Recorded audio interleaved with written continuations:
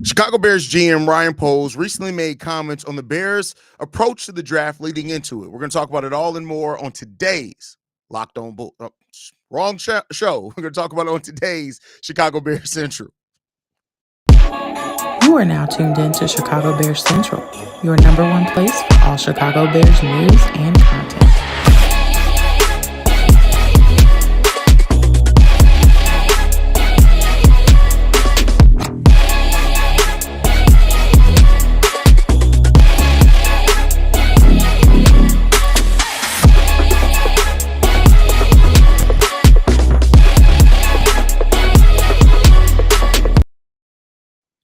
What's going on, Bears fans? Welcome to another episode of Chicago Bears Central, your number one spot for everything Chicago Bears related. I'm the host, Sir Hayes, but more importantly, you guys can follow the channel at Chi Bears Central on every social media platform we happen to be on. With that said, let's go to get into this content for today, y'all. And Ryan Poles makes comments on the Chicago Bears' approach to the 2025 draft, where he said this: "You're looking at it multiple ways. One is like the short-term, long-term thinking. Two, there's certain positions like premium ones where it's not guaranteed you're going to be in a spot to get one of those players.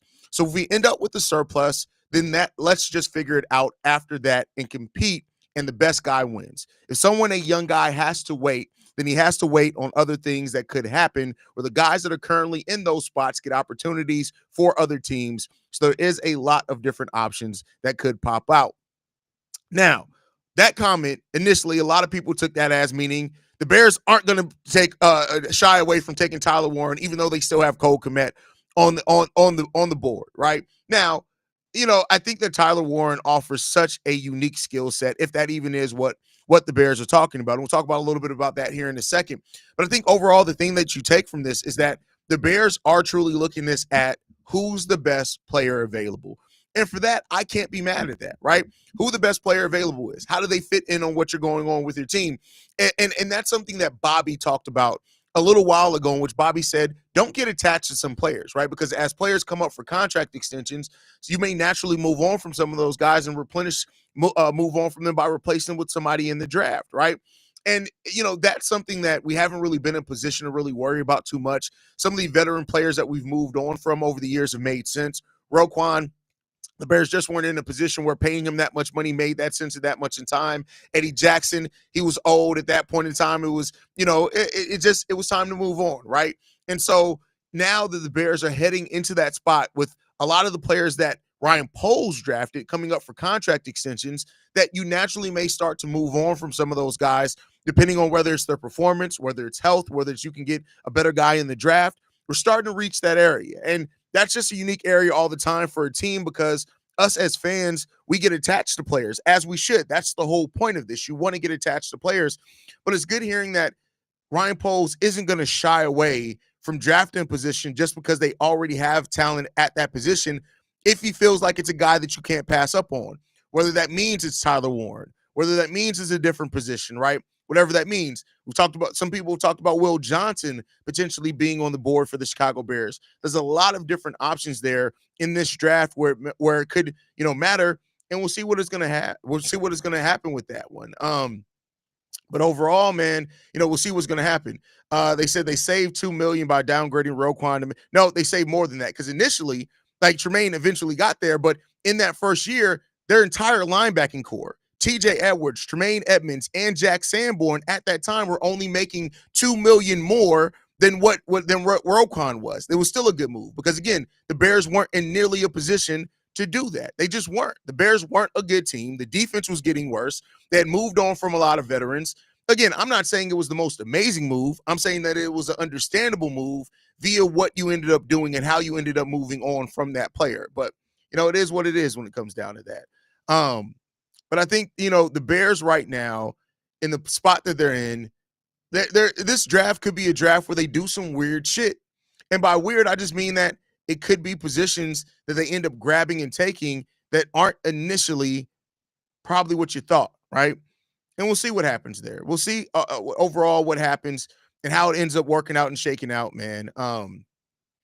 Are you sure it looks like Maine makes $2 million? Yes, with the signing bonus and the guarantee money. Yes, I'm 100% sure. We talked about it. There's a whole breakdown on on the channel, when we first signed Tremaine Edmonds, that first year we went into that, when you factor in the signing bonus and everything else, the Bears' whole entire linebacking core was only making $2 million more than what Roquan was getting that year.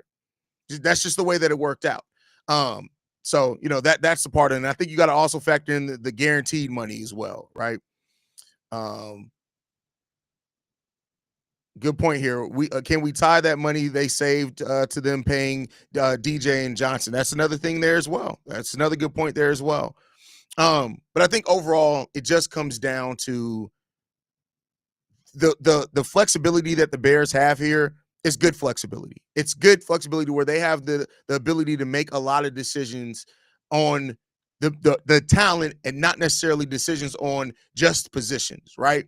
Now, you still want to, you still got absolutely positions you absolutely need to address, but it's good that the Bears aren't at a place where they may have to pass up a super extreme talented player because they have to absolutely address this position at this pick. They have a lot of flexibility in there, right? A lot of flexibility. So, it is what it is when it comes down to it. And the Bears are going to have to figure out what the place is and the talent that they're going to have there. And overall, like it's going to be something to watch. And I think that the way that the Bears have positioned themselves through their decisions and the things that they have made, the Bears have operated more like a sensible organization than I think what we've seen in maybe the last decade. Now, that doesn't necessarily mean we're going to see the results on the football field. We still got to get to that. That's the end all be all in this, right? The end all be all it comes down to, are you getting more wins? That's the important part in all of this. And that's the part that we don't necessarily know quite yet, but we got to get there. But the Bears are setting themselves up to be in a position where the talent, that's not going to be the question. They're going to have talent at every position. They're going to have, tough decisions to still make on how to cultivate and where to move on from players. But, we'll see what happens there. Black Diamond says, yo, Brother Hayes, what's the word? I got a strange feeling it's going to be Warren or Genty. I wouldn't be, listen, at this point, like I said this when me and Bobby and C-Dub and everybody were talking, like, at this point, you can make a conversation for just about anything, right? Being the case there, it just comes down to what the future aspect of it is. And yeah, let's go back to Crimson, because Crimson, what are you talking about? This season, for example, Roquan is a cap hit of 23. That's why I said you got to factor in the signing bonus. Roquan is a cap hit of $23.7 million this year. Tremaine Edmonds is a cap hit of 17.4. That's a $6 million difference there. Like, you got to, again, Crimson, in NFL contracts, you can't just look at the base salary. The signing bonus, the guaranteed money, all that plays into a part in this. Roquan is a cap hit of $23 million, and Tremaine is a cap hit of 17.4 this year. Come on, man. Come on. But anyway, with that said, it comes down to this draft is going to be one that I think the Bears are going to have a position to get a lot of what they want and need. A lot of what they want and need. It just comes down to what other teams do, and that's a part of the flexibility. And I know that there's been, like we've talked about it, the comments from like Brad Biggs and some other people of the Bears potentially trading up or down in this draft. And I just don't know if that's the thing that I want to see happen on paper right now. Of course, how the draft goes is how the draft goes, and we'll see what happens there, right? And I think overall, like, we just gotta. This is the Bears are in a position to get a lot of what they need without needing to trade up or down. Of course, if they just see a guy that they identify as their guy, it may be that, but we'll see. We'll see. Crimson says, okay, it seems I may have misinterpreted the numbers on Spotrac. Listen, I'm not trying to come at you. Like, again, that's just it is what I've misinterpreted Spotrac, Spot Rack, however you pronounce it, many times before, especially with NBA. Sometimes the protections on draft picks on Spotrac read really weird, and I've misinterpreted some shit there. So I'm not trying to come left at your neck at all there, brother. But to get back into this, right? When you look at, like, I think the mocks all point to this as well. This is a draft where a lot of things can go a lot of different ways. At number 10, what the Bears do there is going to really inform what they do in latter half. If they do take Genty, of course, that means they're going to be focused on tackle, edges, linebackers, maybe later in the draft. If Will Campbell falls, maybe that's the question that we need to have here, right? And I would love to hear from you guys on this in the comment section. If it comes down to, let's say by some stretch of craziness, Will Campbell and Tyler Warren are on the board at number 10, where do you go? I know there's concerns over Will Campbell, and so much has been made over arm length this year. Like, that's just the thing in this draft, because there's a commonality between a lot of the tackles in this draft that they're lacking the arm length or whatever. I can't remember a draft where arm length has been made such a part of the conversation like it has been this year. I'm gonna put this up as a poll, right? So excuse me. I know this isn't the most entertaining podcasting, but I just want to get a good feel for how you guys feeling about this.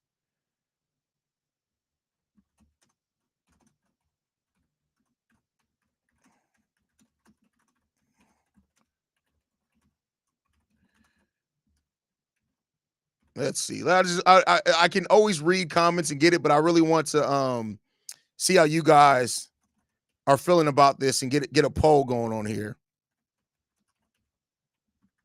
All right. I don't do this a lot. We need to use this stuff more often. I need to get better at using that. But there you go. You guys can vote on that one. But here's the thing, right? And I almost said if Genty, Campbell, and Warren, but I just don't see a world in which all three are on the board at number 10. Let me know if you guys think that there is. I'll change the poll and update it there, right? But if it comes down to both those guys are on the board for the Bears, that would be interesting on how the Bears evaluate both Cole Kmet and Braxton Jones. I think it would say a lot about that, right? If, for example, Tyler Warren and Will Campbell are on the board and the Bears go Will Campbell, to me, that says, Braxton, pack your bags. You may even still be the starter this year. We'll see, but it's time for you to go. If it ends up being Tyler Warren, then all right, that to me says, hey, we love what Cole Kmet brings, and maybe we keep them both for the full season and worry about it in the offseason. But that may be something you do different there. For me, the dream scenario is trade back, get Simmons, and see, that's what I said in yesterday's episode that me, Bobby, and C-Dub did. I think that you should trade back and get Josh Simmons. And I don't think you can get an additional first next year. I don't think that's what you're getting. But I do think you can trade back and get maybe an additional second this year, or get an additional third next year, or second next year, whatever it is. I think that can happen, right?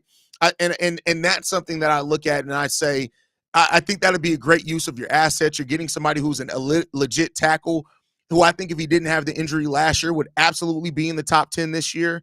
So I'm not too mad at that. Joe Thomas and Jimbo Covert had the same arm length. Both are in Hall of Fame today. Listen, I agree with you. I said this early on. I was in a arguing with somebody in the comment section where they're like, there's no way we'll take Will Campbell, his arm length. And I'm like, when's the last time you saw arm length being used in a conversation about a tackle? That I think people don't realize how much the conversation each offseason is about finding commonalities in the draft. So you see, if you have a draft where a lot of the tackles have a little bit of a shorter arm length, of course, people are going to make that the story, right? I think that's what's happened to guys like Will Campbell and other guys like that. You guys know, the guy I wanted the Bears to draft was Armand Membao, but he had too good of a draft combine. He's probably going in the top 5 now. That's another player a lot of people thought I was crazy for mentioning the Bears draft at number 10, but hey, it is what it is there, man. I just don't think Campbell's worth a top 10 pick. I mean, when comparing him to Joe Alt, it's not even close. Yeah, but that's completely different. They're completely different players. And so listen, I get what you're getting at in that. Make no mistake about it, right? But Will Campbell is still a dog. And everybody doesn't need to be Joe Alt to be a great player. That's just not how it has to happen. Like, Will Campbell is a guy that you can't bull rush. Find some tape on him being bull rush. You won't really find it. He offers the size. He's good in the run. He's good in the pass. Like, it's not just about 10 different drafts are different, all have different minutiae and maneuvers. Joe Alt was taken in the top 5. We're talking about Will Campbell being taken at number 10. That's a lot. Those 5 spots matter. Those 5 spots matter. The Bears traded from 12 to 11 in 21 and gave up a future first. Seems reasonable to me. It's yeah, but that's that, and I don't think they're going to trade that far down. I don't think you're going to trade that far to get Simmons. I think you're trading maybe down to 16th, something like that. If we trade back, I need a second around this year and grab skate. Listen, I'm not mad if that ends up being the case either. Has it been confirmed Simmons is healthy? Yes. And that's why I feel confident in trading back for Simmons, right? So Simmons has worked out. He's been in pro days. He's worked out privately for coaches and GMs. He's been working out all this summer for people. So and you don't hear any GMs have talked about his health. I don't see that's stupid. So when's the last time you looked at the speed of an offensive tackle? I'm sorry, Bears Junkie, and I'm just saying, I'm not saying you're stupid. I'm saying that mentality is dumb. Like you're trying to find a way to rationalize the type of player that you want, and if it's not that type of player, you're trying to break them down. Like that's silly to me. That's silly to me. Simmons in the first. Simmons in the first, Prince and Henderson in the second, and the best available safety in the third. Not mad at that at all. Not mad at that at all. You mentioned Amari. I always kill his name. Is he possible in the scheme? What a play? Yes, he is possible in the scheme, and I wouldn't mind him being in the scheme. And keep in mind too, Ben Johnson is going to build his scheme around. He said it multiple times around the players that they have on this team. So then go get him. Listen, and that's the way that I view it too. I don't really want more picks this year, not the best class. And I can understand that. I just don't think you're getting the first next year. That's my personal opinion. I think that and again, I think the weakness in this class also goes to probably why you're not going to get a first by somebody trading up in this draft. But I think even if you get an additional second, that's great for you. Look at next year's draft class. There's a great thing there.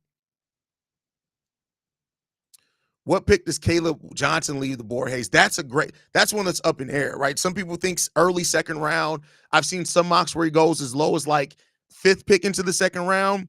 I think probably into first is probably, it depends on where Hampton goes. I think that's a big thing on that. I think he's definitely going to go after Hampton, but I think he can possibly be the next running back drafted after Hampton. CEO, if that's our man, I will grab Simmons at 10. No, you don't do that. See, here's the thing. I would agree with that if there was a chance he'd be taken at 11, but there's really not. If you can trade down and still get your guy and pick up another asset, that's what you do. That's what you do. I like Campbell. I wouldn't be mad at the pick. There's not really a pick I would be mad at. That's fair. Oh, you're talking about Scatterboo. Oh, yeah. Listen, sometimes I don't think Scatterboo is slow. He's not as quick as some of the other receivers that you look at, but I think that Scatterboo's fine. He's a possession wide receiver, right? From what I've seen and heard so far, I have doubts that Ben Johnson can lead this team as a leader of men, which I'm tired of hearing. Oh, you have no doubts. I was about to say you still have doubts. No doubts. My fault. I read that wrong. Yeah, I started off with doubts on that just because we hadn't seen it, right?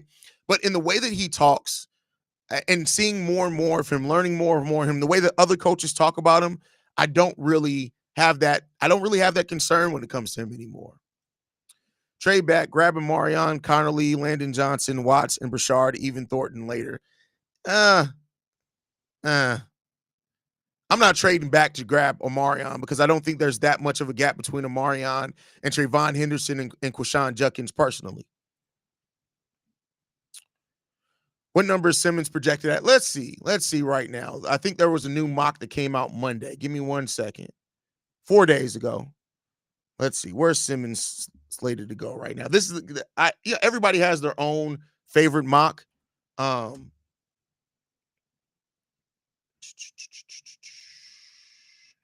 only go in the first round. Let's see.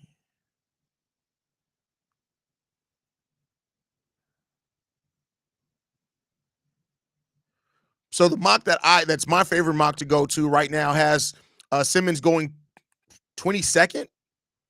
That doesn't make any sense. I don't think the Chargers will grab. I don't think the Chargers will grab him at 22nd. You're probably looking at the Broncos at 20. Yeah, I don't. This is why I don't blindly look at anything. But I like to look at some things. Josh Connolly at 29th to the Commanders. That's not bad. I think Simmons might last into the early 20s. It's a possibility. Ben commands a room the second he walks in, and that's not easy to do. And you're not wrong. You're not wrong on that at all. Not wrong on that at all. I love JD Giddens in the late rounds if we decide to go running back later in the draft. He's not a guy that I hate. I don't hate it. I don't hate it. But we'll see. Have you looked at ESPN Draft Simulator? No, I don't really use the draft simulators because I really don't care about that. I think the draft simulators are for people who don't have time to do a lot of research. And I don't mean that as a shot for anybody. I just mean that as that's what I actually believe. People like that. That's for people who don't have a lot of time to go through a lot of mocks, to go read or watch a lot of tape, things like that. Like I got time, so it is what it is there, in my personal opinion. So, but all right, y'all. I just wanted to do the episode live today. For why? Because I just felt like doing some weird shit. That's why. Different shit. And over the off season, we may do this too, to where maybe I do the daily show live a little bit more just to kind of have some fun with it. Especially since like this is what I'll be doing full time going forward. So I'm not mad at it. But yeah, love you guys, man. Thank you guys for tuning in. Make sure you guys are following us at Shy Bear Central. You can send us any feedback, questions, comments, concerns. ChicagoBearsCentral@gmail.com. Lastly, if you want to leave a text message and our voicemail for the mailbag, the number to do so, 773-270-2799. We're the number one spot for everything Chicago Bears related. Thanks to you guys. And like I like to end every episode on, Chi-Town up, but bear down.